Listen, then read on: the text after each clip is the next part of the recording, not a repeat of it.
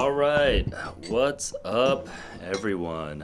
I think we're live. I'm just gonna check that the video and audio is all good. It's just my second live stream in a long time now, so I'm gonna make sure no technical issues are ailing us. While we're here, let's see if anyone's in chat real quickly. Hey, say hi if you're here. Hi. And let me start with an opening question, which is, what up, info?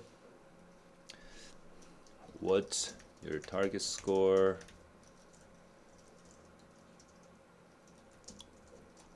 What's your target score, and how confident? How confident? Scale.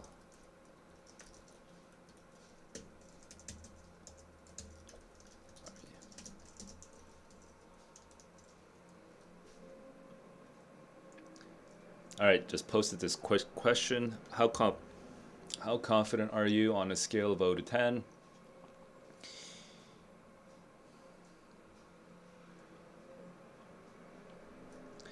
Okay, what up, Jay Blue?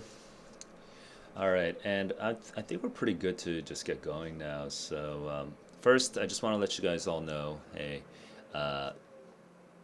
it is the evening. If you're in like Pacific, if you're like on the West Coast, maybe it's afternoon, but it's getting very close to test day, day of judgment, and just want to let you know, all of the work that you put in to the SAT, we're gonna make it pay off. It's gonna pay off. Marcus, Hong Kong. Oh my God, happening super soon. Yeah. So I just sent a bunch of my messages to all my Korea kids. So you guys are starting in 1 hour. All right. Good luck in Hong Kong. Oh my, yeah. Must be pretty intense. But I'm glad you're awake. You're awake early. That's good. You're already winning. You're already winning. So we got Marcus in Hong Kong. Okay, we have J Blue is aiming for 730, has 7 out of 10 confidence. That's solid. Good start. Let me know what your target score is and what is your confidence on a scale of 0 to 10. Also, just as a side comment, feel free to just add questions whenever you see them. I will reply to them whenever I see them. So go ahead and ask me anything that's on your mind. I will start with, once I get my brain started and making, like, I'm just double checking a bunch of things right now, but once my brain is actually turned on, I will share some tips for how to maximize your chances of getting your target score. Okay, dual stream seems to be working. It's crazy. YouTube has changed a lot in even just 1 year. Okay, I'm just checking my Instagram right now. Okay, and checking my Reddit right now. Making sure all my links work. Anyone else though? Target score? I don't see any target scores.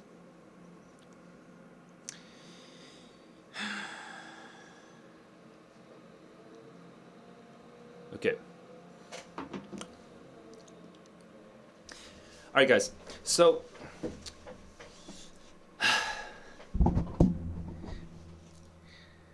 it's been a long journey. It's been for me. It's been about 10 weeks of teaching a bunch of classes, and I'll share with you some of like the biggest lectures, or like the most sort of critical lectures that I teach in the last week leading up to the SAT. Okay, so I don't know if you guys know, but professionally I am a teacher, so I'm a teacher tutor. I have these group classes in Korea, and especially the last 2 weeks we were sort of in cram mode, practice tests every day, and just drilling in all the techniques. And really, I think there's about 3 things, okay, that we covered in the last week. I'll pack them all into, I mean, obviously, besides like the question review, I'll pack them all into this YouTube really quickly. Here we go. First thing is the confidence check. The confidence check is a technique that I kind of developed by just observing what I actually do. And I'm sure some of you are actually doing it as well. It's just we don't really have a name for it. So the confidence check is the name that I gave for this like little thing that I do momentarily on each question. Okay, and the close, as the test date is approaching, this one technique makes such a big difference. Like you might have learned a bunch of other techniques, in the last month or 2 months, but the confidence check is what makes a difference between getting like a 720 on your practice test and suddenly dropping down to like a 670 on your real test versus getting a 720 on the practice test and then staying at 720 for the real test. The confidence check is it helps if you actually know my terminology and if you know my language, but I'm just going to tell you just straight, okay, even if you don't know my terminology. 5 steps, okay? You isolate the answer choice that you're looking at. You don't look at the other answer choices. Step 2, you read it straight through like a grammatical sentence. If there is a blank that you have to fill in, then you plug it into the blank first and then you read that entire sentence straight through. Step 3, as you're reading it straight through, you are breaking it into parts, into little segments that you can chunk it down to.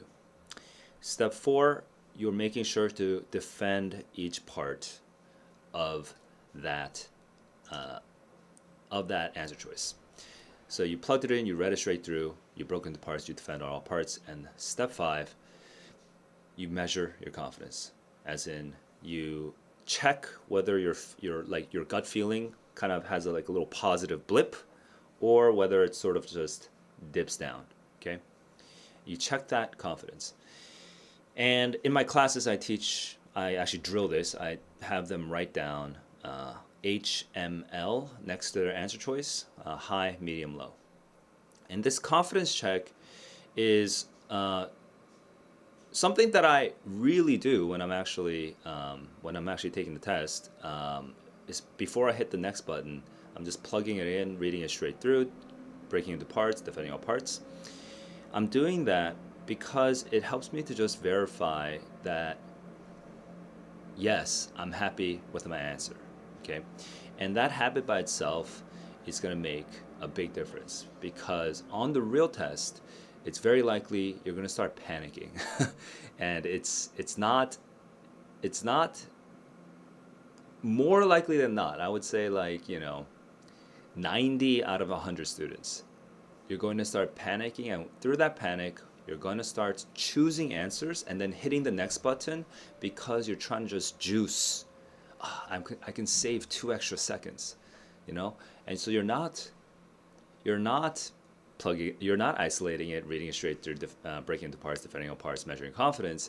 You're just hitting B next, C next, and yes, you save 2 seconds, 3 seconds, 5 seconds, but what the hell is 2 seconds, 3 seconds, 5 seconds? It's not that much time.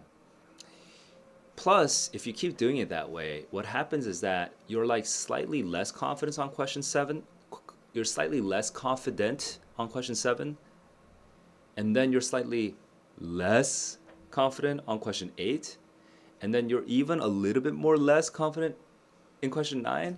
And it starts stacking up because you're rushing. There's this negative feedback loop that, yeah, you're saving 5 seconds here, 5 seconds there, but you're actually just dropping your confidence the further you go. Okay, so that confidence check, I think, is key, and it's the first thing I want to talk about. Okay, let me look at chat now before I move on to the second topic. Second topic is okay. So JBlue, nice. We got a bunch of numbers now. We got JBlue, 730, 7 out of 10. LeBron. 760, 7 out of 10. We got info, 776 out of 10, 725 out of 10. Rohit, what's up? You started Wednesday.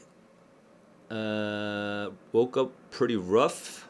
Woke up today skipping school today and yesterday. Oh, you're just having a rough time altogether. Took your practice test Sunday, Monday, Tuesday. You're aiming for 710, and what is your confidence on a scale of 0 to 10 that you can get your score? So Rohit, go ahead and answer that question. And it looks like you guys are overall pretty confident, so hey, hell yeah. Guys, this is actually not one of the 3 things I was going to mention, but guys, the people that I just talked to, okay, you guys, the people that I just called out, you guys are in a pretty good place. I mean, obviously 5 out of 10 is not the highest confidence, so cool cat, we could talk a little bit more. If you have any questions, feel free to type it while I'm chatting.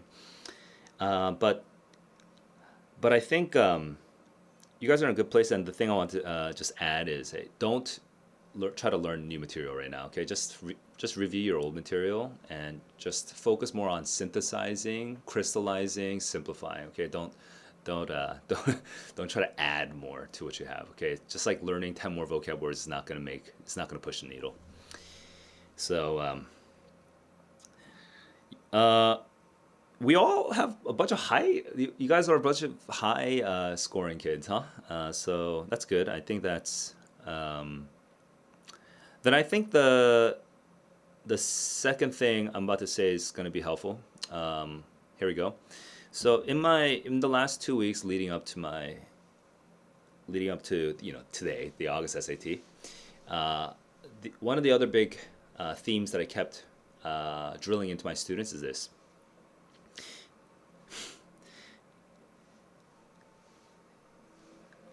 Your target score, okay? Let's say it's 720. Let's say it's 750. Let's actually nail it. Let's nail it down to 750 actually to make it a little bit easier. Okay. Your target score is something you can purchase, but what you purchase it with is H's. What's an H? I actually was just talking about that. An H is that high confidence. That high confidence that you label your answer choice with, right? Like, question 1, I chose C, H. Question 2, I chose B, H. Question 3, I chose A, H. Question 4, medium. Question 5, H. So now you got 4 H's out of the first 5 questions, right? And that is the currency that is accepted at the SAT store. That's how you get your 800s or your 750 in this case. And specifically, how much do you have to pay for a 750? How many H's do you really need for a 750? The simple math is for every 10 points, just subtract 1 H from 54. Yeah, so we can go with 49. Okay, but and then with 49 H's, you can get lucky on a couple questions, and then you'll hit maybe 3 errors or something like that instead of 5 errors. Now, if you get unlucky, you have 49 H's and all 5 of those are wrong, then okay, you're not going to get it. Also, if you are sloppy and your 49 H's include some errors, then again, you're not going to get the 750. But at the bare edge of it, 49 H is the minimum that you need to pay for your 750. But you know what the flip side of that is? It means you have a buffer. It means you have a buffer. It means you have a buffer that you can use as like sort of your, what's the word? It's, you can give away a couple questions, okay? And so in my class, I call this intentional sacrifices. And I have like a little table, but if I simplify it, like, so in my class, what I do is, hey, I tally up all the kids that are aiming at 770, all the kids that are aiming at 750 or higher, all the kids who are aiming at 730 or higher, all the kids who are aiming at 700 or higher, okay? And then for 770, I say you have 1 question you can sacrifice in Module 2. For 750, I say you have 3 questions you can sacrifice in Module 2. And for 730 students, okay, for 730 students, I say you have 5 questions you can sacrifice in Module 2.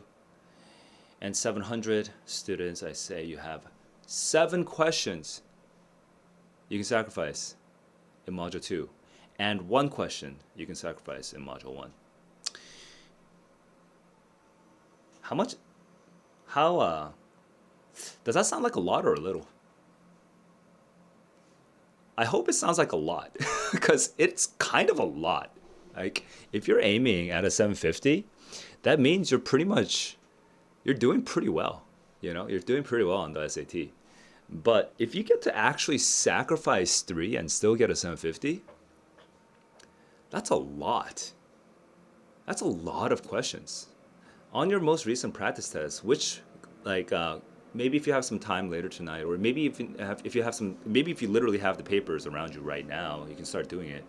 But seriously, like, look at Module 2 again. If you're aiming at a 750, look at which 3 questions you could sacrifice. 3 is a lot. Like if you look at, I don't know, I'm going to make up some numbers, but if you look at like questions like 7 and 11 and 13, like those are the ones that you were bashing your head on, right?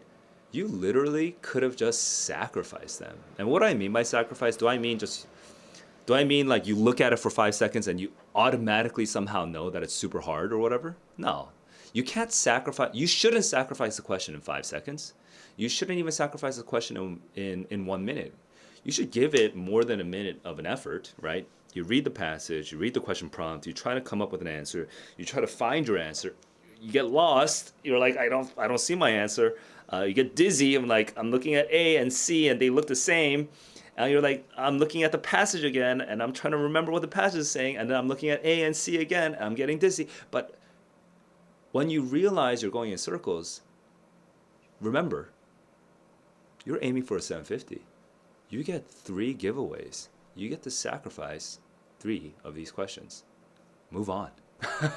And that will give you the peace of mind to just sort of solve all the other questions first. All right, so again, if you're aiming, and actually I'll talk to you specifically, you guys said you're aiming at JBlue 730. JBlue, if you're aiming for a 730, go look at your Module 2, okay? And look for 5 questions you could have sacrificed on the first pass, okay? I forgot to say the words on the first pass, but I did mean sacrifice it on the first pass, okay? On the first time that you're reading through them, which 5 questions could you have sacrificed? Which ones could you have just dropped and moved on from, okay? LeBron, you're aiming for 760. I think that's kind of an awkward area between 3 and 1, so hey, that's 2 questions you can sacrifice on Module 2. Info channel 770, that's 1 question you can sacrifice in Module 2. Coolcat 720, you can actually, you actually can sacrifice 5 questions, even potentially 6 questions on Module 2 on the first pass.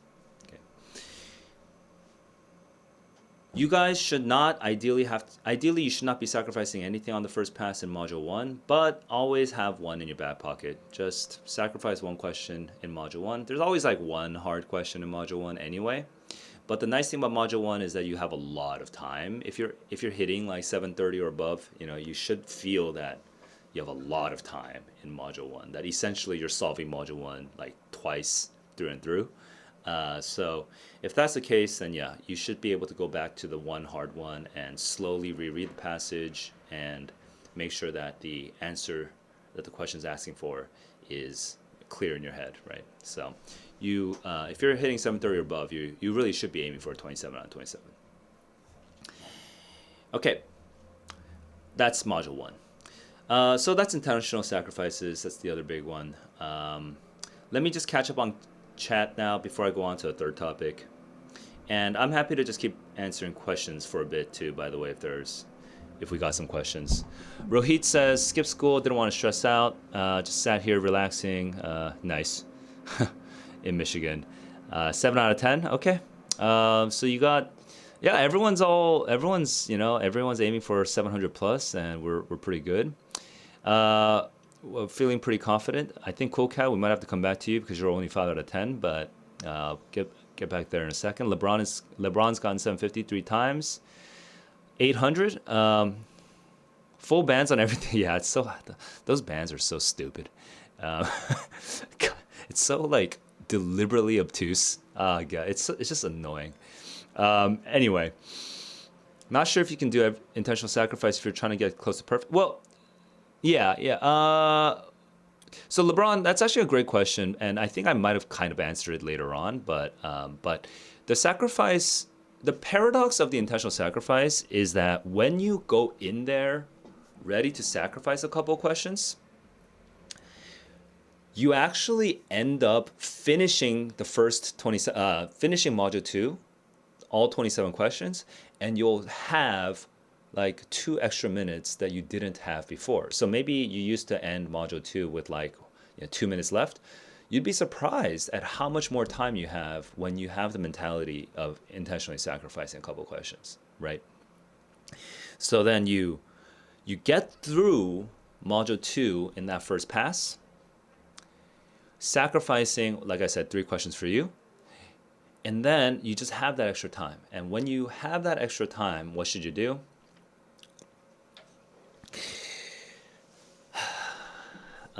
Wait, does this, let me figure out, does this overlap with what I was about to say anyway? Give me a moment.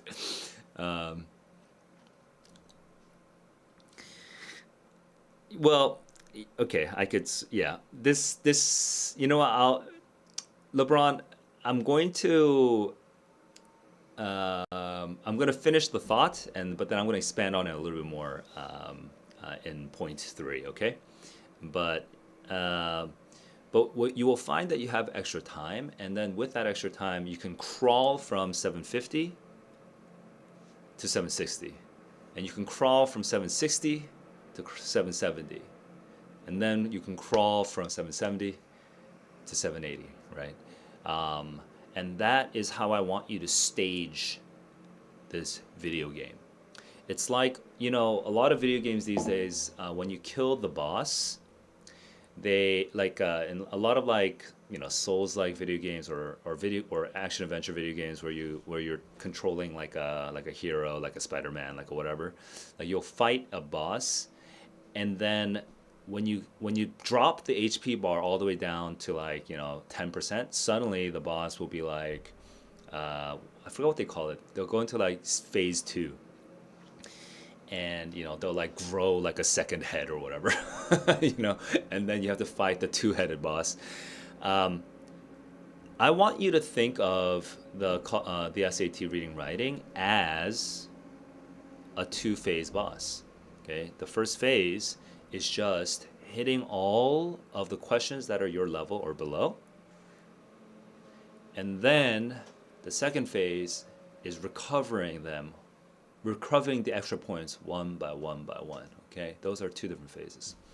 All right, that's the initial response. I do want to check on other people's chat, and I'll come back and elaborate on that a little bit more. Cool Cat, you got 650 in May baseline, and you went only up from there. You tripped on harder questions, vocab evidence module 2. Take time to digest the passages. So Cool Cat, with the evidence questions, I'm gonna say something that I talk about, and actually I demonstrate in my online course. But this is something that I think it's just so simple. It's so simple. Command of evidence questions. You know what's the weird thing about command of evidence questions compared to all the other questions? If you look at the question prompts, okay, they rotate 3 words. Which finding, which quotation, and which choice utilizes data. Finding, quotation, data. Okay? So finding quotation data is the lens. It's like the type of question we're looking at. But the general quote-unquote skill, which is the word that College Board is testing, the skill that College Board uses, the word that the College Board uses is skill, and the thing that they're testing with that is command of evidence, okay? And command of evidence always has some claim word.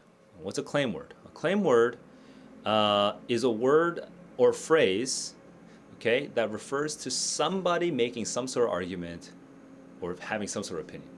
So let me share some claim words. Claim, for example, the researchers claim. Hypothesis, the researcher's hypothesis. Those two are the two biggest claim words, by the way. They're the most common by far. And then after that, we get a couple of niche claim words, and they kind of mix it up to just try to juke you. But they're all just claim words, right? It could be argument, it could be opinion, it could be idea, it could be conclusion, it could be suggestion. That's kind of rare, but that happens. Let me think. But yeah, sometimes proposition, like they'll just sometimes get a little creative, especially with ever since 2025, they've gotten increasingly creative with some of these words. But there's always a claim word in a command of evidence question, okay? So what do you do with command of evidence questions, the really hard, really dense ones?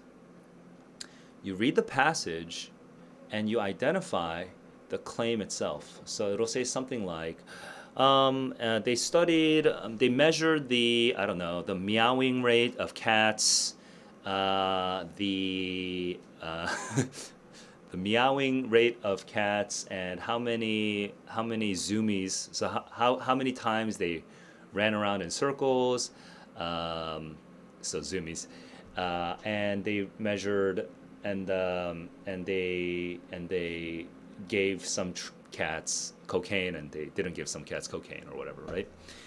Amazing science. It's for science purposes. This is a joke, by the way. Don't fucking give your cats cocaine. That's ridiculous. And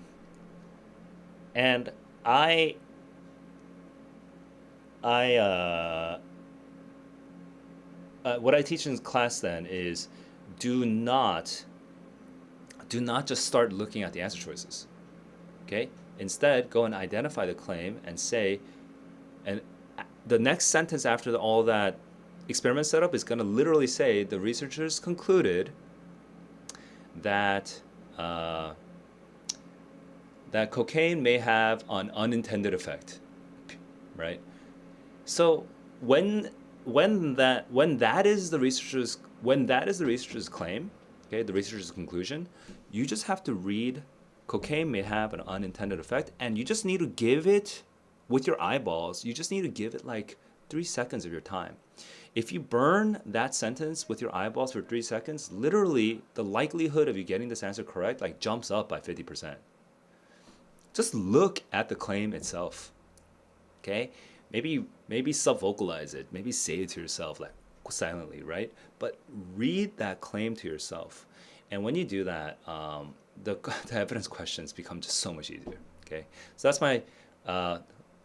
I digressed a little bit on that ridiculous example, but that is my quick tip for evidence questions. Okay, so cool cat, evidence questions, find the claim word, then find the claim itself, and burn a hole in the claim itself with your eyeballs. Give it a couple seconds before you look at the answer choices. It's going to make a huge difference. All right, LeBron dreams. Oh, Kelvin's probably starting soon. But anyway, Kelvin, I hope you're in the car now. you're on the way there. 1500 confidence 3. Ooh, rough. We might have to say something for all the low confidence kids out here. Arush and boundaries questions. Wasn't there someone else who asked like some boundaries question, some grammar question? Cherry USA transition questions. I'll give some tips on those question types in just a moment, but let's start with oh, and Rohit, you're asking a very like one-off question I could quickly answer. Rohit, guys, everyone, what do you think? Which questions should you sacrifice? It's like if you get 3 intentional sacrifices, right, then which question should you sacrifice? The ones that are hard for you. Okay, the ones that are hard for you. Now, obviously, it helps to actually practice this to like learn your limits, but you know, because you might sacrifice too many the first time, and then you end up with like too many bookmarks and stuff. So you might have to find your limit here. But the hardest ones, you do not need the hardest ones. And this is if this is not obvious to you, this the College Board is literally the opposite of a video game when it comes to scoring. Okay? In a video game, if in like an RPG, if you like hack down like a little rat with like 20 HP, okay, the amount of XP you get from that little rat is tiny. Whereas, in an RPG again, if you hack down like a knight, which has like 2,000 HP, then yeah, the XP you get is going to be like 3,000. You get more XP, you get more points, right? For hacking down something else harder to kill. That's how video games work. The College Board is literally the opposite. Okay? You could spend 5 minutes hacking down an 800 level question, and you could even maybe get it lucky, and you can maybe even get it right. 5 minutes just slogging away at the hardest question. But if you're dropping points on like a 720 level question or like a 690 level question, or God forbid, like a 620 level question, you better believe it. Those 3 questions you got the 800. You got the 800 level question, but those 3 questions that you just dropped points on, you better believe it. You're dropping 50 points, 60 points, maybe even 70 points in like worst case, in like awful scenarios. Okay, you're dropping lots of points on the easy questions. So you gotta sacrifice the hardest questions. Okay, so that was for Rohit. Boundaries and transitions it's honestly not the easiest to teach without having a screen to share, so I'll save that for a little bit. But let me go back to point 3. No, let me go back to the low confidence kids. Actually, low confidence kids and point 3 is going to say the same thing, actually. So, hey, let's go into point 3. This is my final point. It's the last thing. Like I said at the beginning of the stream, there's 3 things that I really tried to drill into my students in the last week leading up to SAT, and this is it. This is the 3rd one. Aim for the chest, control your recoil. Okay, so if you're really good at first-person shooters, unlike me, I'm terrible at first-person shooters. If you're really good at first-person shooters, you can just headshot like everyone. Okay, but headshotting everyone takes a lot of skill. It's way safer to aim for the chest and control your recoil. Okay? You want to make sure your shots are landing first, and then you try to get that kill. You creep up towards the head. Okay? Now I know this is a violent example, and I only use this because first-person shooter video games are popular. But you go for the chest and you control that recoil. Well, it's the same thing with the SAT, okay? And this segs directly from intentional sacrifices. You want to go through module, like again, if you're scoring 700, you get 1 sacrifice, okay, in module 1. And then if you're aiming for 700, you get it's a lot. You get 7 sacrifices in module 2, okay? And when you're looking at module 2, I want you to I want you to just recognize, bro, your power level, right? Is your accuracy, your twitch reflex, it's not good enough for getting like a 750 getting all those 750 questions correct. Right? Getting all the 780 level questions correct. So just aim for the chest. What's that mean? Get all the 700 level questions correct. That's all. And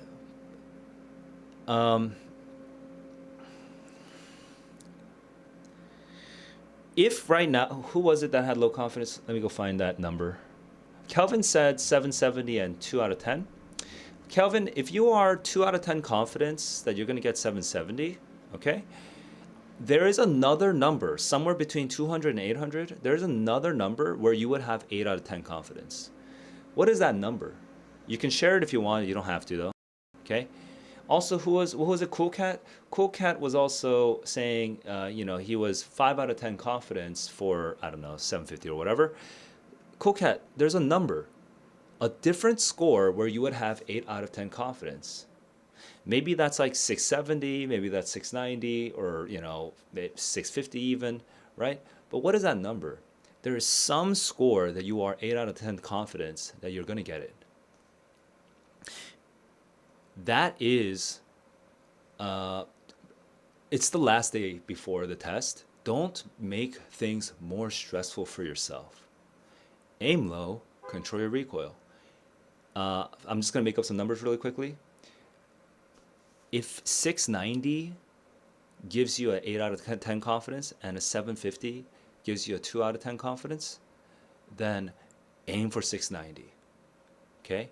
Sacrifice 2 in Module 1 and sacrifice 7 in Module 2. Aim for 690 first. And then you'll just, it turns out you just have time left over. It's like, oh shit. Now that I'm aiming at a 690 instead of aiming at a 750, I can actually finish Module 1 in like, I don't know, like 24 minutes. It's like, I have like 8 minutes left. That's like a lot of time. Okay, bro, you have 8 minutes left. Go back over the 2 questions and use those 8 minutes to try to recover them using all the techniques that you learned in the last couple months, right? And we can get into the techniques later, but there's a bunch of know-how that you've built up. Retry it. You have 8 minutes. Same thing with Module 2, okay? Now that you're aiming at a 690 instead of your 750, which is giving you 2 out of 10 confidence, you're going to be like, Module 2, I sacrificed this embarrassing number of questions. I got to the end of it. I'm like, holy crap, I have 4 minutes left? Dude, 4 minutes left is a lot. Assuming that you recovered like the 2 questions, the 2 questions in Module 1, that's already higher than 690 now. Then you get like, with 4 minutes, you can maybe make 2 recoveries, 3 recoveries just from those 4 minutes, right? So you go back and you don't try to get, like, let's say you have 4 minutes left, but you have like 6 questions left. You're not trying to hit all 6 questions, okay? You're just trying to hit the easiest of them. Just throw away the hardest ones. But you can recover 2 or 3 questions in those 4 minutes. Dude, that's going to creep you up from 690 to 700 to 710 to 720 to 730, okay? Aim low, control your recoil. It's way more controlled. It's just the game is way easier when you play it that way. Okay, so that's the third and last point that I make in my in-person classes. All right, thoughts? Any concerns here? Meanwhile, I'm looking at some of these examples, some of these questions. No, so we have some people struggling on boundaries. We have some people struggling on transitions. We have some people stressing out. We have some people on the reading itself, faltering. Yeah. Do I know Remizy? I don't think I do know Remizy. Bro, what the heck? I just looked at the camera. I look sweaty. And you know why I look sweaty? Because I didn't turn the fan on. Let me turn. Where's my fan? Where's my AC? I think my cat is sitting on my fan remote control. Give me a sec. All right. Ooh. All right. Remizy. Is Remizy a video gamer? All right. Let me see if I set this up correctly. Does my Chrome window get shared?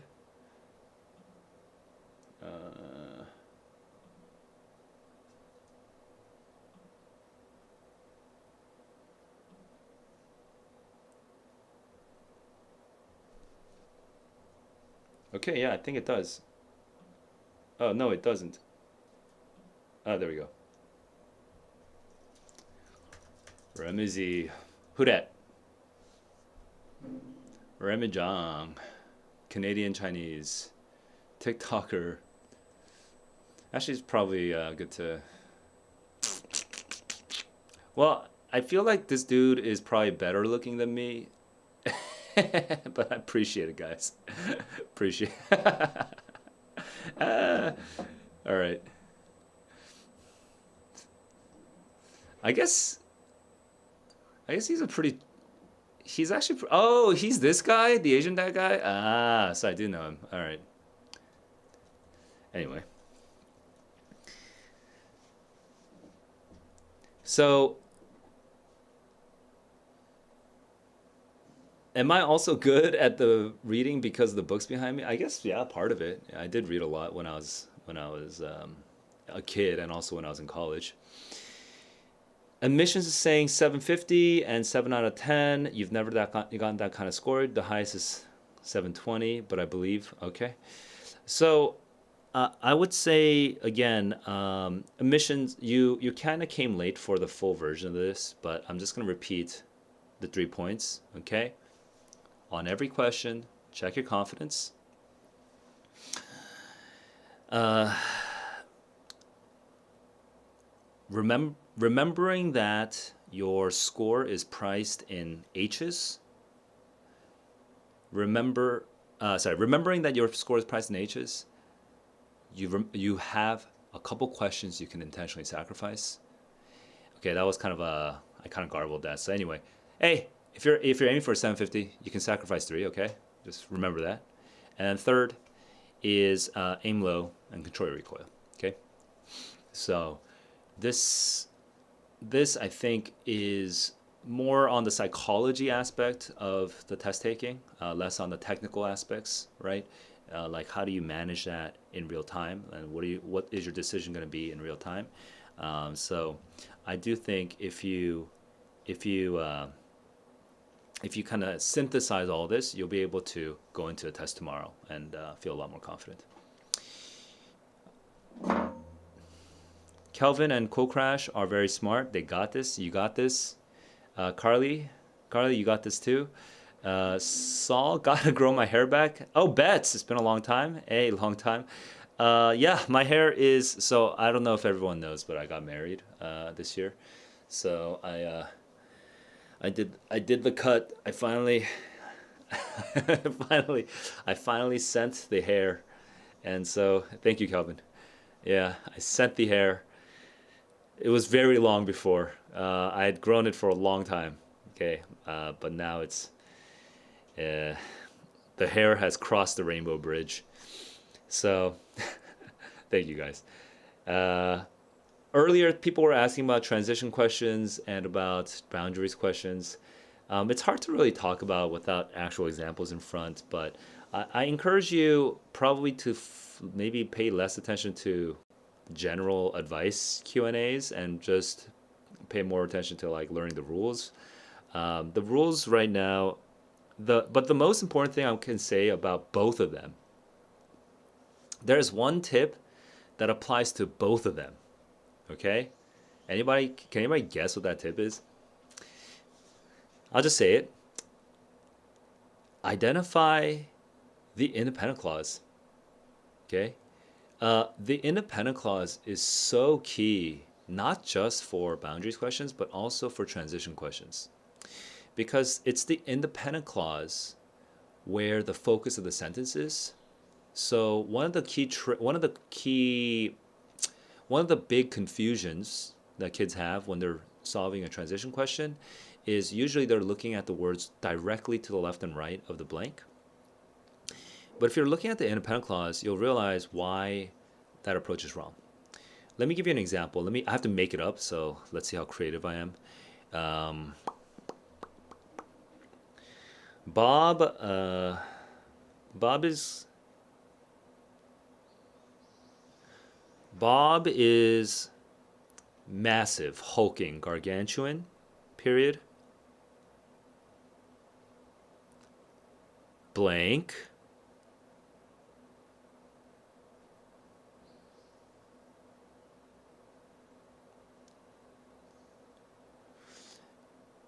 Okay, and then here we go.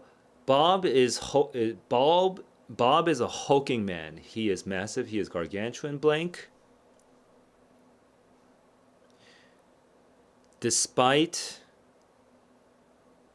trying his best to appear as gentle and kind as possible.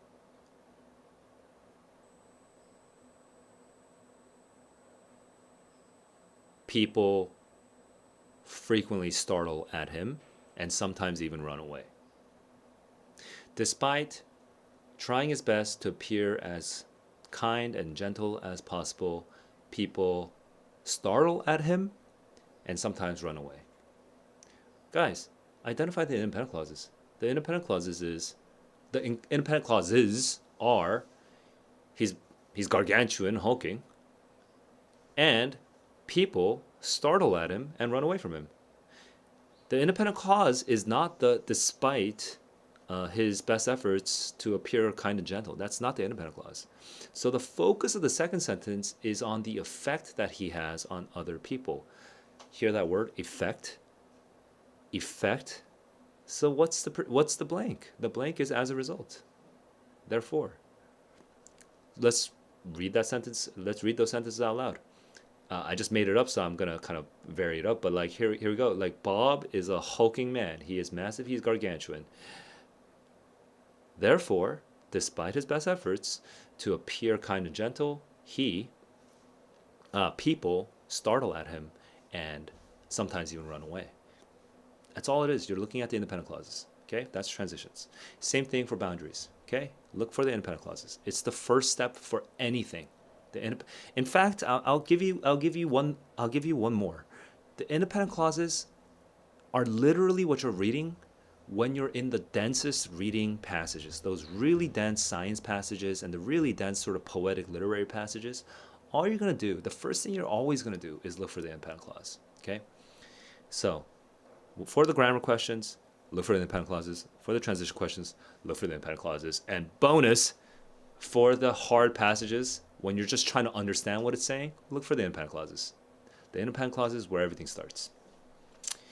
Okay. Bets. Okay, nice. Nehum, thank you. Alamgiralam. Math scores, 760. English, stuck in the 600s.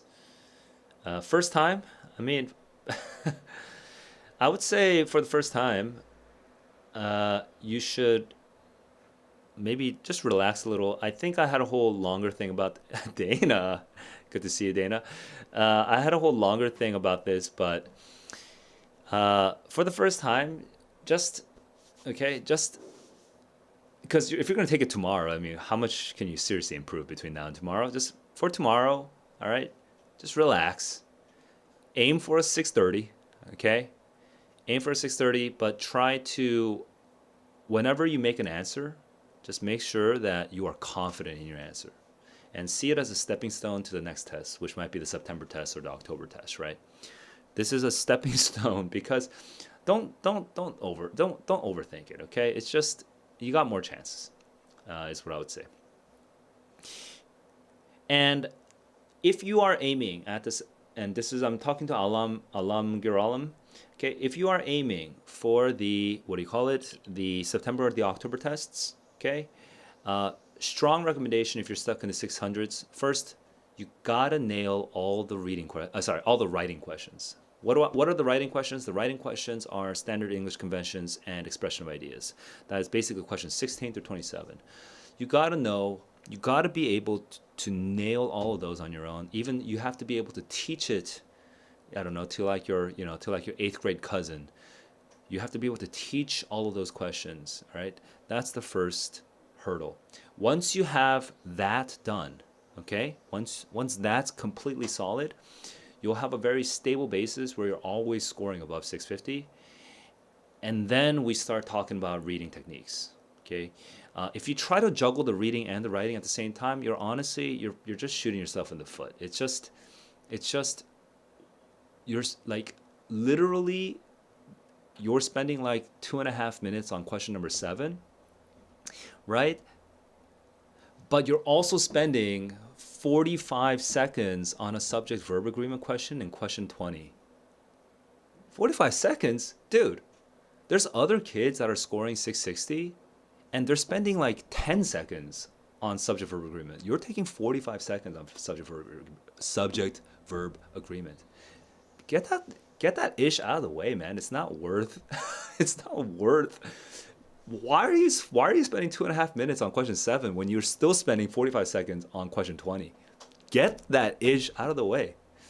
Clear it out, okay? Learn subject verb agreement. Learn boundaries. Learn independent clauses. Learn how modifiers work. Learn the various types of modifiers. Just get that stuff out of the way, okay? And then eventually, if you watch some of my YouTube streams, you'll see that when I solve grammar questions, like I will solve them in like sometimes 3 seconds, 5 seconds, 7 seconds, right? That's how fast it should be. Like maybe not that fast if you're just not that confident yet, but if you read a lot, you will eventually get to a place where you can solve grammar questions in like 3 seconds, 7 seconds. So if you're still spending like 1 minute on like if you're still spending like 1 minute on like a on like a hang on, let me just make up a sentence. Here we go. Whereas peanut butter is nutty and fatty and satiating, comma, which provides a sense of being full after a meal, comma, the nutritional value of, comma, the nutritional value of the banana, comma,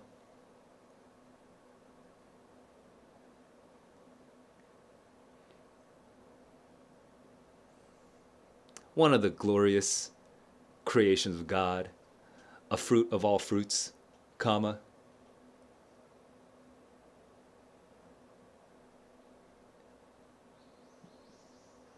being unable to match. Hang on. Being unable. Wait. What am I trying to say? Being impossible to match. Period. Okay. Like, so what did I just say? I just said whereas something about the peanut butter, comma, which something about the peanut butter again, comma, the nutritional value of the banana, comma, a big sort of compliment for the banana, comma, being impossible to match. This is a fragment. There's no verb, and it was really hard for me to make up that sentence but like once I write it out and as I show it to you, reading it and identifying that this is a fragment should take you like 5 seconds max, right? It took me 1 minute to come up with that sentence. It should take you 5 seconds to eliminate that. All right. So what's my point? I'm just going back to the kids who are struggling on transitions, struggling on grammar, struggling in the 600 range.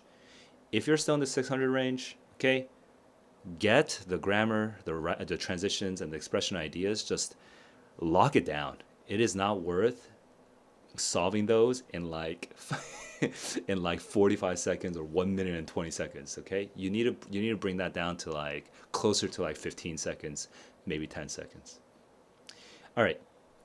I saw a bunch of like comments about Shakespeare. Yeah. So the Shakespeare book, this is the Bevington Shakespeare, and he was actually one of my professors.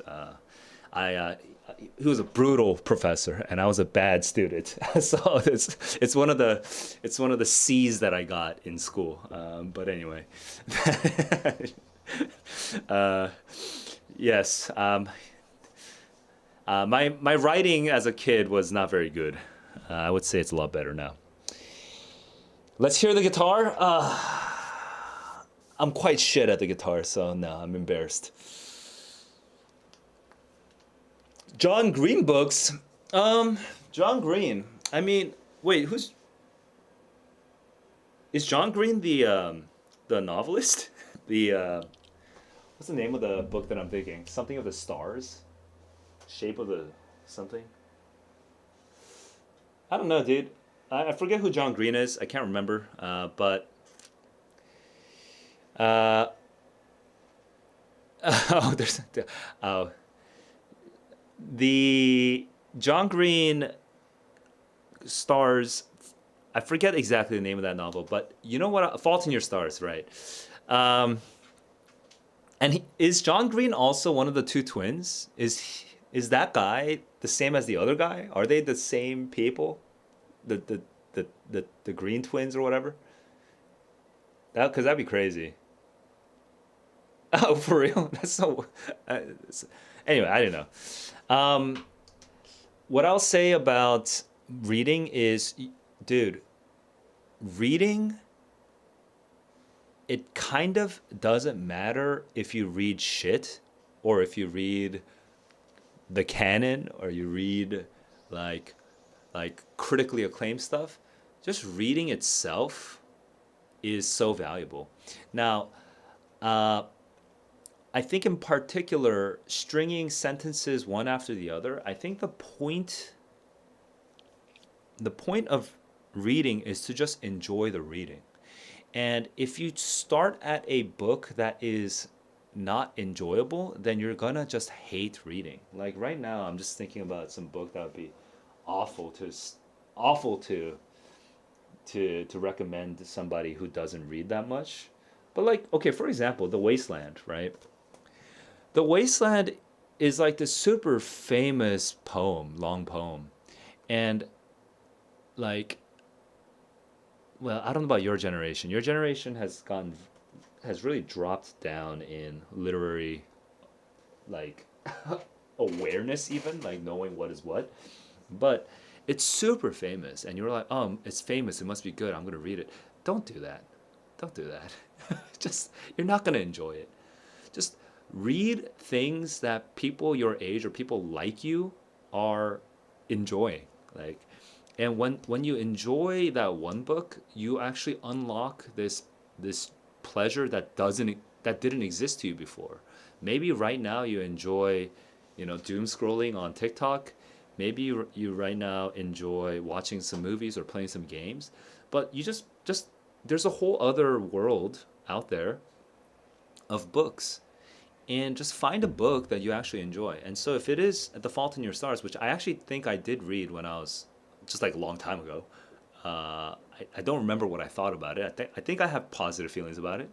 I think, uh, but if you just read it, um, and you enjoy it, then that one book leads to the next book, leads to the next book, leads to the next book, and maybe on your 20th book or your 40th book, on your 50th book, on your 80th book or 100th book or whatever it is, maybe you'll start reading some of the same stuff that I'm reading or whatever. But who cares? You don't have to read what I'm reading. Just read. It's amazing because reading is kind of meditative in a way that this other stuff isn't, right? You like and stringing these sentences together and experience the feelings. The kind of feeling that you feel from a book is pretty intense compared to the feeling you can feel from a movie, for example. Because movies, the audio and the visual aspects of it kind of do a lot of the work for you, and so it physiologically shocks you, right? Like whoa, but but what happens in reading? It's like there's like a well of water, and like that water's is like calm at first, but like it gets turbulent, and you feel it inside. And it's a very different feeling from movies or video games for sure. Video games are like mechanically busy, so it's like it's total. Video games more of like a locking in kind of vibe, right? Movies is more like an experience, and books are a different type of experience. They're kind of internal. Uh, okay, we're getting a lot of LeBron. What's the question that you asked? Do you mind just pasting that in or something again, or rephrasing it? It's kind of a lot. Turtle book. Yeah, there is a turtle book. I forgot what the turtle's all the way down. Okay, right. I did not read that one.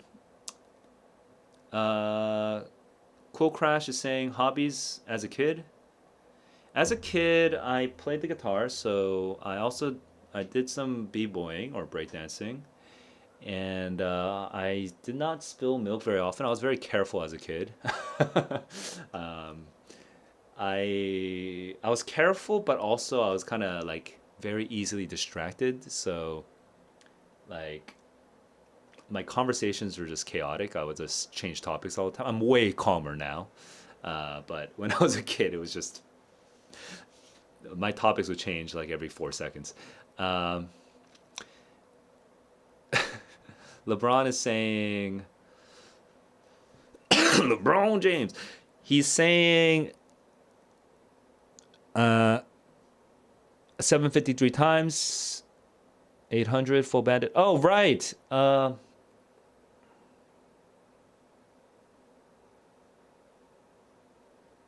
I'm trying to remember the ingredients that I've already dropped here. But for 750, to 800, the 750 to 800 journey is unique in the sense that from 500 to 650, the journey is pretty obvious. Okay, I can say the same thing to almost like to 10 out of 10 kids who are in the 500 range and are trying to hit 650. I can say the same piece, like the same like three big pieces of advice. You know, build up your vocab, build up your grammar, and then be able to start predicting the transition answers without looking at the answer choices. Okay, that's 650. Like there's not a lot that you have to work on to get 650 because the reading questions you'll just like get there and you'll suffer, but you'll get a couple right, you'll get a couple wrong, and you're good, right? You're gonna get your 650. From 650 to 750, it's more than a couple, right? It's more than a couple, but it's also quite manageable. Like in my course is really aimed at the 650 to 800 journey. But the 650 to 750 in particular, in my course, I talk about, here, might as well visually show while I'm doing this. I talk about the predicting matching, defending all parts of your answer, triangulating the transitions, threading the characters, and time. I need to build this out more, but time management, right?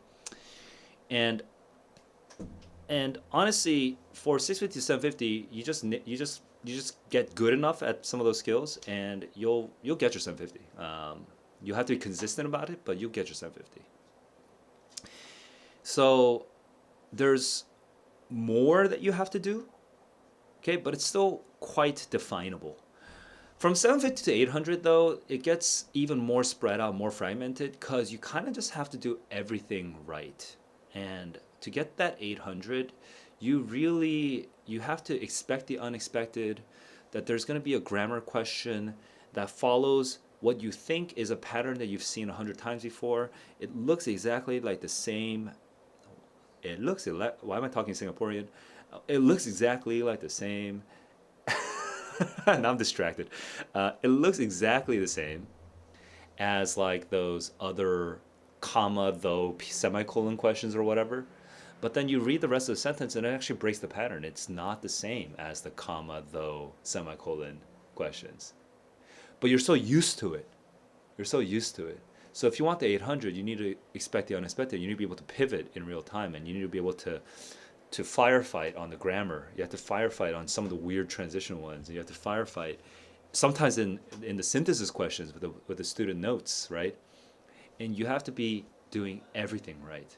So it's not just a couple things. It's not just a manageable number of things. It's just everything. You have to do it right. So I say this because I actually already gave you the answer to this question. The answer is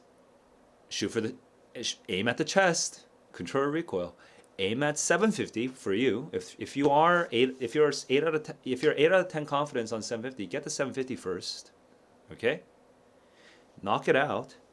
Then with the remaining time, you might have 3 or 4 questions left that you have to review. Choose the easiest one. Okay?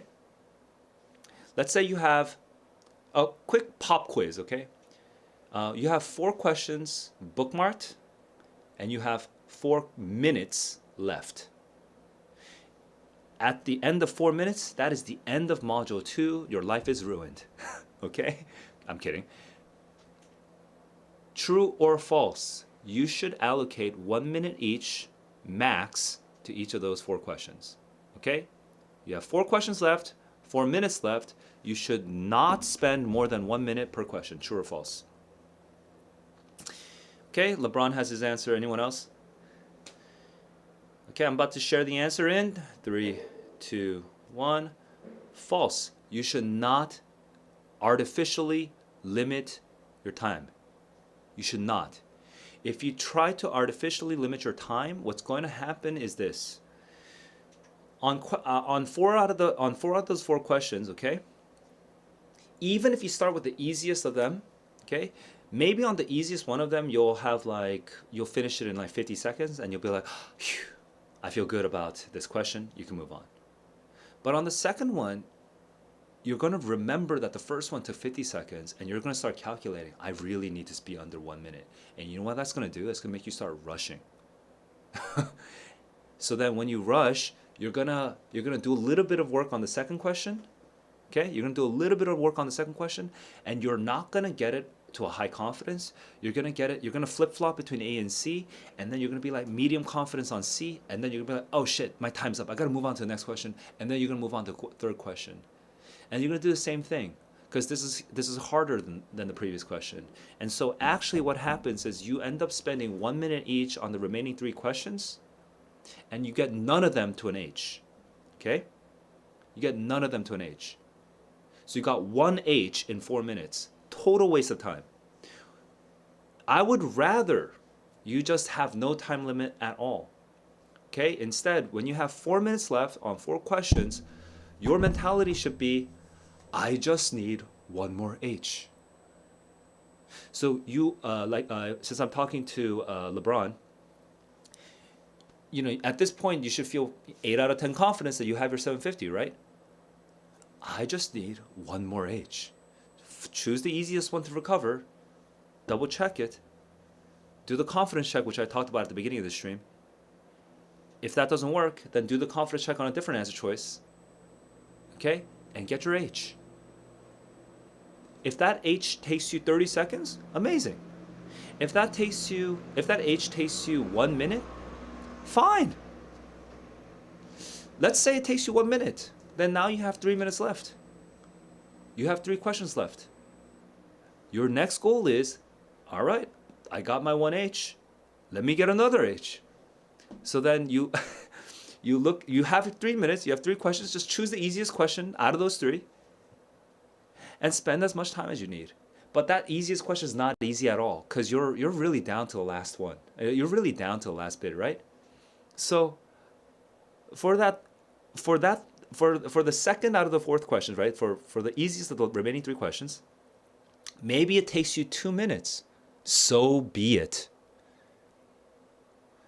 So much better to have that second H than to just be panicking, looking for, just jumping around, looking for and then getting 3 M's, right? It is not worth dropping that question. Just follow it through to the end. Now, obviously, if you spend 2 minutes and your confidence is plateauing and you're at a ceiling, then you might have to just drop it.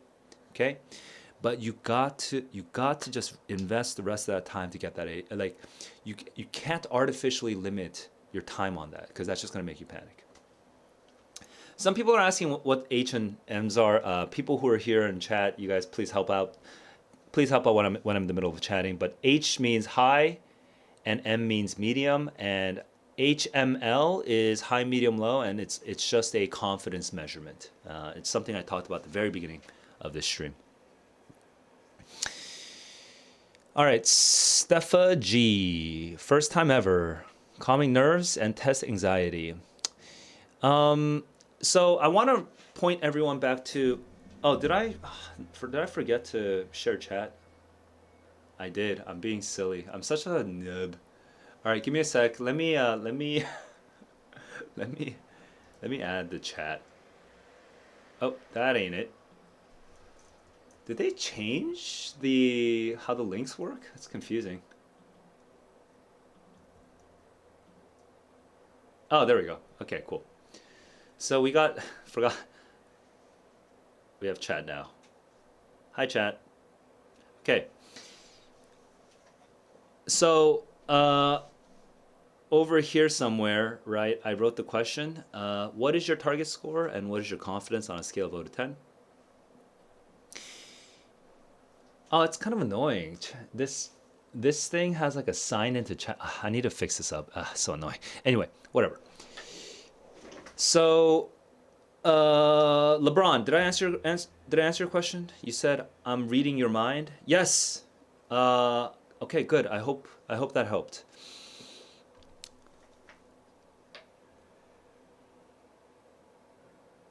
So Stefa is asking how to calm nerves and test anxiety.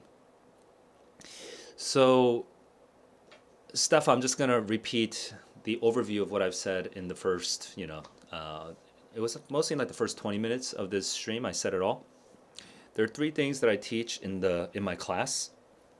I have a group class in Korea, and especially in the last week leading up to that August SAT, these are the main three things that I was teaching them. Okay, one, develop the confidence check habit. Okay, isolate your answer. If you select an answer choice, right? Isolate that answer choice. Do not compare to the other ones. Read it straight through.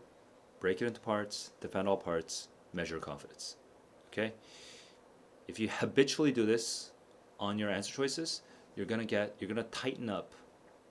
Okay, you're gonna tighten up your test taking performance. It's the difference between like building like a table, building like a desk, building like a bookshelf, and screwing it to the end versus just kind of like it'll get shaky. Just tighten up your test taking. Okay. Yes, it takes a couple extra seconds per question, but do it. The second thing I said was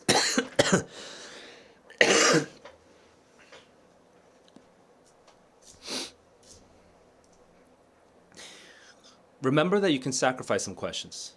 Okay, if you're aiming for a 700, you can sacrifice one question on module 1 and you can sacrifice 7 questions in module 2.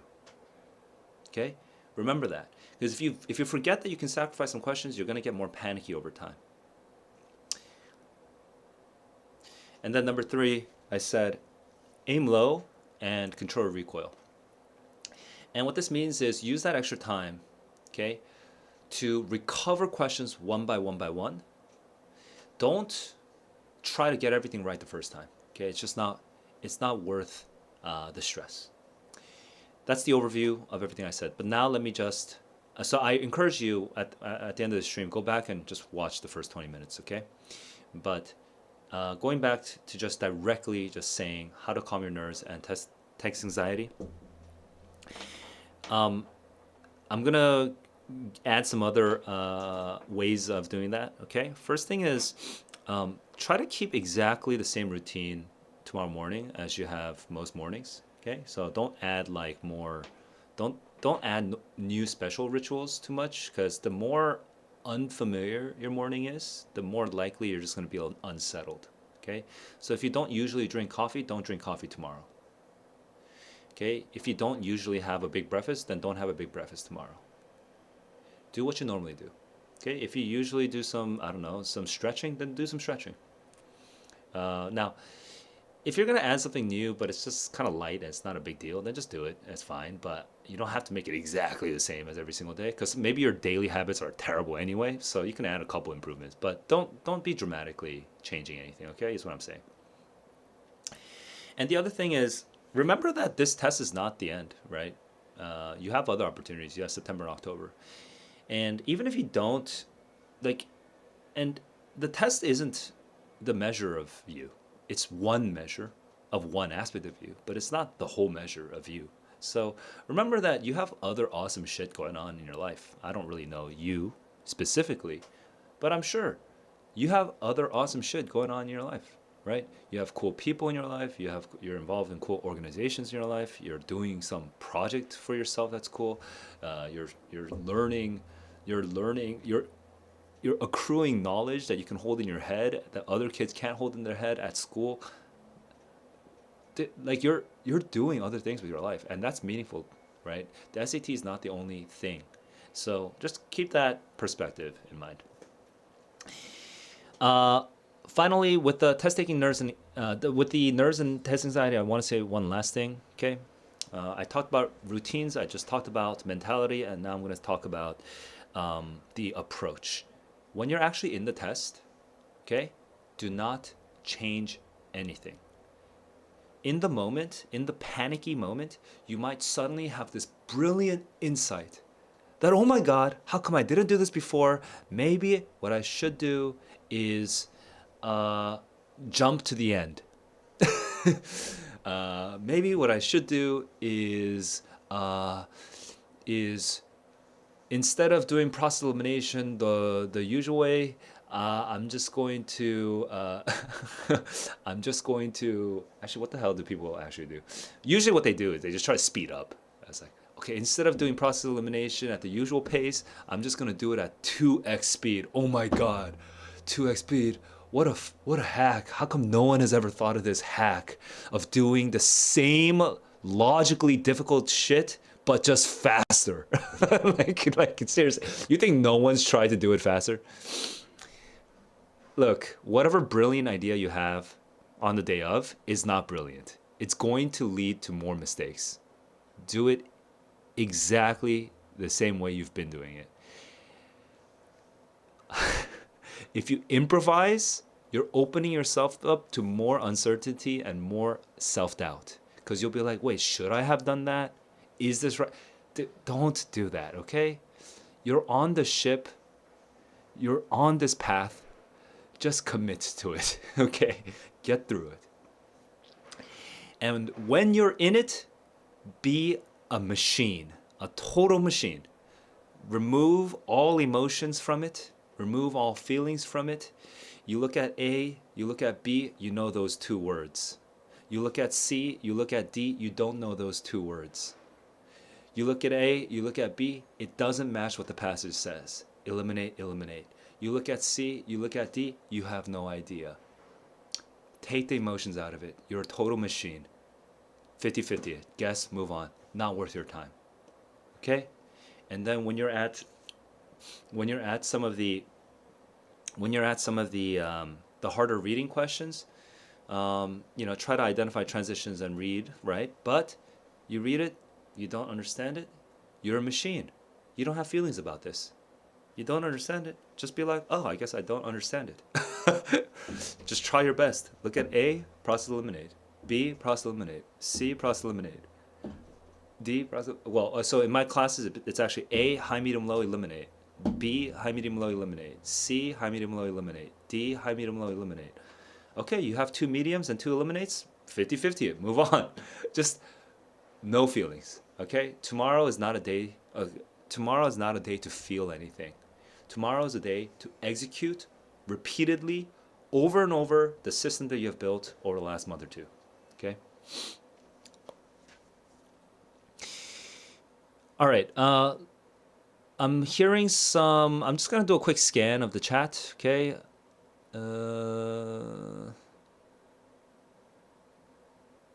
Moksha is surprised? Yeah, I don't know. I don't know actually. I guess I'm just terrible at marketing. I'm just really awful at marketing. So if anyone has advice, anyway. I think, you know what? Actually, one of the big problems with my marketing is that I'm not a general SAT guy. I'm a reading, writing guy, and I'm doing that on purpose. But most people do not go for, like, most people aren't. It's really only the nerds, the people who have already put some amount of effort in, that realize that the reading, writing is the problem, and then that's where my audience kind of comes from. Whereas people who've basically procrastinated until yesterday and they just solved their first practice test yesterday, they're definitely not going to find me because I'm the reading writing guy. Like, why are they going to look for me specifically? It makes no sense. All right. Dia is saying science and jargon heavy passages. For that, I'm going to just point you back to something I said wait. I have to go, by the way, in about 10 minutes, so I'm going to wrap up soon. If you have any questions you've been holding off on, go ahead and just shoot, like, now, because by the time I'm done answering some of these questions, it might already be 10 minutes. But I'm going to point you back to what I said earlier about command of evidence questions. Go and look through the transcript and search command of evidence, okay, and find it. But short answer is, when you are reading a science passage, there is almost always a hypothesis, and if it's not a hypothesis, there's a research question. And the difference between a hypothesis and a research question is a hypothesis tells you what will happen, and a research question just asks what will happen. So an example of a hypothesis, well, I'll give you two sentences, and you tell me, sentence A, sentence B, which one is a hypothesis and which one is a research question. Here we go.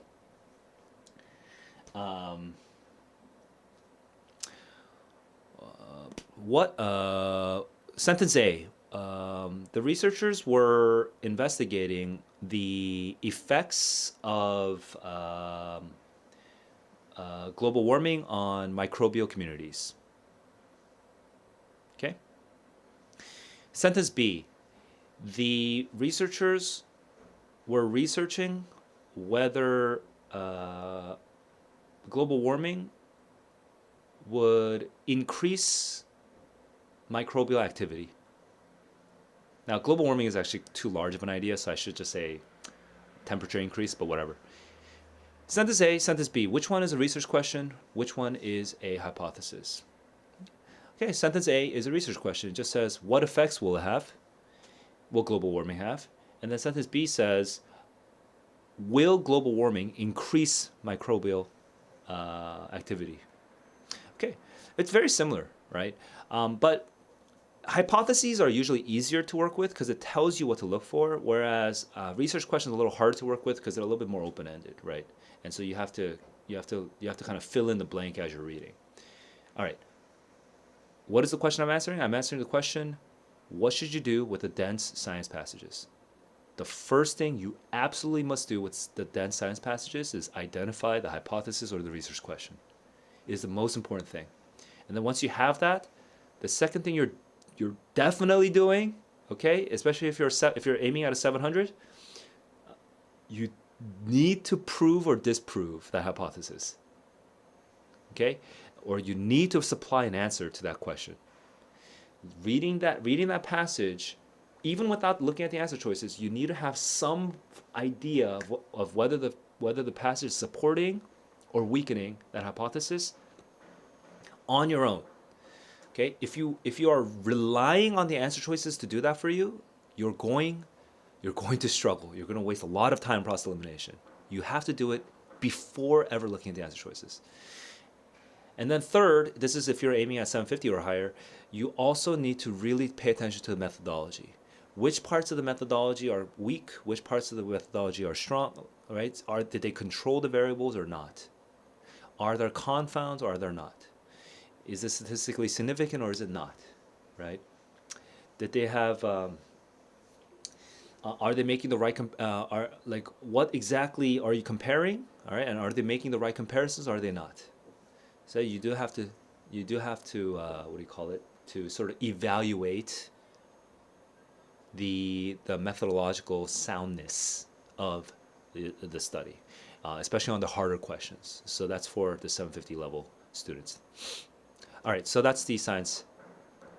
And you might sound like, Saul, that's way too much work. If it is way too much work, I actually don't disagree. It probably means you're aiming at like the 600. You're somewhere in the 600s.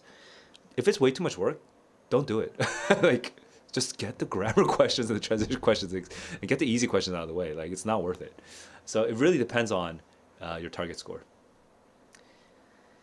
Okay, max. 750, 700, 790, 700, craft and structure. Yeah, so Clip, by the way, you're saying shorter videos. Yes, I'm going to make shorter videos because I'm wasting my opportunity. I'm gonna make the ultimate SAT reading writing, or the ultimate guide to SAT reading, the ultimate guide to SAT writing. I'll do that whole thing in the coming weeks, hopefully. Okay, Max. For craft and structure, the thing that I would really point you to is and I'm just gonna point. I'm actually gonna just use the language here. is predict and match. Okay, if you predict and match your answers for craft and structure, you'd be shocked at how much easier those questions become. So craft and structure questions, I'll tell you what they are. There's word in context, which everyone calls vocab questions. There's overall structure questions, part function questions, which actually people just call it like the underlying question, which is like stupid to me, but anyway, part function questions. And there's main purpose questions, which is different from a main idea question. By the way, there's one more craft and structure question, but it's a little bit unique, which is the cross-text connections one. But the ones that I'm talking about are the first ones. You'd be surprised at what happens when you try to predict the answers to the craft and structure questions. Okay, overall structure. All you're doing is identifying the transition points in the passage, not transition words, but the transition points. Okay, it's like a period or a comma where it's separating different ideas. Okay, you're identifying the transitions, and you're like, oh, this passage feels like 3 different sections, and then for each of those 3 sections, just starting with a verb, just tell me what each of those sections does. And it doesn't have to be sophisticated. It doesn't have to be it doesn't have to sound smart. As long as it's accurate, it can sound as aggressively dumb as you want. Okay, so literally the tier 1 is just saying, oh, this section says this section says this, and this section says this, right? But then, tier 2 would be like, this section says this section disagrees with the previous one, and third section supports the previous one, right? But if you can do that, you'd be surprised at how much easier not just overall structure questions get, but part function questions and main purpose as well. Because all 3 of these, basically they are overall structure questions. They're overall structure questions, but then part function questions just narrow down on one particular section and emphasize that one particular section. And main purpose asks you which one of these 3 sections is the most important. And then you have to give it a hierarchy on your own. But they're all basically overall structure questions. So try to predict the answers to those. You'd be surprised at how effective that is. Dana is saying practice modules fluctuating. So that's so Dana, I said this in the first 20 minutes, but the confidence check. Okay, the confidence check. So Dana, you actually missed, because you went back to the States. You missed you missed the last couple weeks, the 2 weeks where we focused on more of like tightening up our performance. So in the last 2 weeks, I really tried to hammer in 3 big topics, and the first one that I'm just going to rehash right now is confidence check. If you're on question 12, you look at A, B, C, D. You narrow it down to B and D, and then you choose B. At that moment, in the real test, you're really going to want to just hit next and move on. Because if you just hit B next, that's like 1 second, and now you can move on to question 13. Okay? And on the real test, you're really, really incentivized to do this because you're panicky, you're freaking out. And you just want to save as much time as possible. You're just trying to save 5 seconds here, 10 seconds here. But I'm telling you, counterintuitively, you should actually spend 5-10 seconds on the confidence check. And what is the confidence check? Isolate that answer, answer B. Do not look at A, C, and D, just B. Read it straight through as a grammatical sentence. If it's not a grammatical sentence, then plug it into the blank and read that whole sentence straight through as a grammatical sentence. Okay? Read it as a whole. Not just like part by part, because sometimes, people will overly fixate on one word. Okay? Step 3, break it into parts. Step 4, defend all parts. Step 5, measure your confidence. That's the confidence check. Okay? Isolate, straight through, break it, defend it, measure. If you do that, and then you hit next, how much time does that actually cost you? Presumably, since you've probably been defending the answer already, presumably around 5 to 10 seconds for a harder question. Presumably like 2 to 3 seconds for an easier question, right? So just do the confidence check.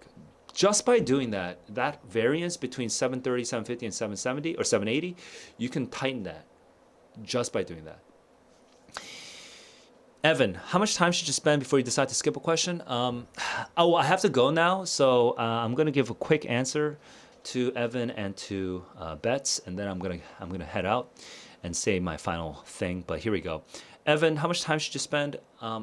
Really, you shouldn't try to measure the amount of time you spend. It's unrealistic. Don't try to be like 1 minute or 2 minutes. It's not accurate to do that. Instead, just have like a checklist for every question. I'm gonna do this, and this, and once I've done this checklist, then I'm done. And so that checklist should be tight enough that you don't, that you never waste time on a question. Okay, so my checklist, which I can actually skim it for you. My checklist is first predict the answer, match the answer, defend the answer, and then once you've defended A once, B once, C once, and D once, then do not go back and double defend. Do not double defend B. Do not double defend D. Okay, just make your guess from there and move on. As long as you do that over and over and over again, you'll realize that actually you have time. You have time. You can go back to them. You can go back to some of these questions you skipped on, and you can finish them up. Okay, that's my recommendation. Do not try to limit your time. Limit your actions. Okay, so and Bets, how to cook and not flunk in first semester of college? Maybe. How to cook and not flunk? I mean, honestly, just use office hours. Talk to your professors and be real with them. Okay. Don't like if you have literally zero skills, zero social skills, like you're just like the worst at social skills, then okay, if that's not going to work for you, then you have to compensate in other ways. Earlier, somebody was asking me about the Feynman method, which I kept forgetting to answer, but yeah, Feynman method and ChatGPT, hell yeah, you should use that. But if you have, as long as your social skills as long as your charisma stats is not zero, just you can actually talk to a human being. Go to office hours, talk to your professors. All right, guys. Thank you so much for being here with me. Just glad to actually be useful to somebody in the world. Hopefully, what I said was helpful to you guys. And if it was, please leave comments and hit likes and all that stuff. I'm going to take the YouTube stuff now that I'm actually married and all of the sort of family stuff is behind me. I can really focus on my business. I'm going to take this YouTube channel very seriously. So every little bit helps. And for you guys, good luck tomorrow. Remember this, okay? All of the work that you've done in the last couple weeks, the last couple months, it's not for naught. You will, okay? You will tomorrow take those lessons and you're going to implement them. You're going to execute it on those questions tomorrow. You're going to be a test-taking machine. Earlier I was telling Evan, you're going to go through the checklist for every single question and you're not going to doubt yourself. Okay? No feelings, no emotions. You're a total machine. And by doing this, you're going to get out of it and you're going to realize that actually everything that you've learned, you were able to activate on the real test itself. Be consistent, be repetitive, don't be creative, do not improvise, and you'll be fine. Okay? I believe in you. Good luck on the test tomorrow. And until next time, keep on learning, keep on growing. Peace.